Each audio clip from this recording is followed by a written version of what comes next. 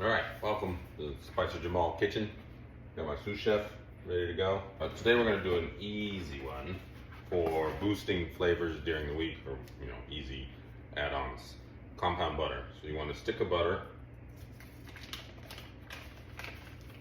in a bowl, and you can use a mixer too if you want, but this is just something for us to do anyway. Start with a teaspoon of salt, and then we'll test it at the end to see if we need to add more. Remember, this is unsalted butter. And you're usually finishing dishes with compound butter, so you don't want to have too much salt because you've already salted your dish more than likely.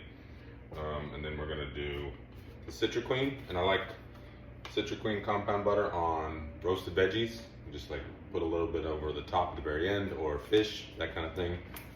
The lemon myrtle, the bright citrus flavor, really works well with the butter. And we're gonna tablespoon for this one. Just mash it up. What do you think? Looking good? Looking good?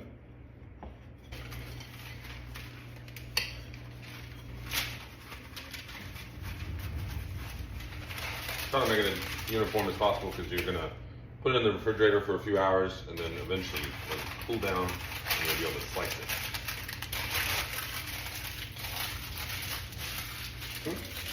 We're gonna do the Penny Bun. So after you get your steak grilled off or done in the skillet, while it's resting, slice a nice piece of this, the Penny Bun compound butter, place it over the top. Umami. Start with a teaspoon of salt, tablespoon of Penny Bun,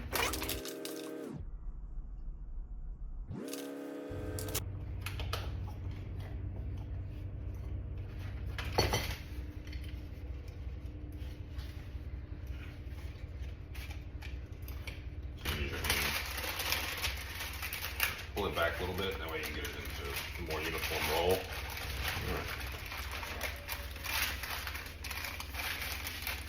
There we go. So, let's say under 5 minutes per.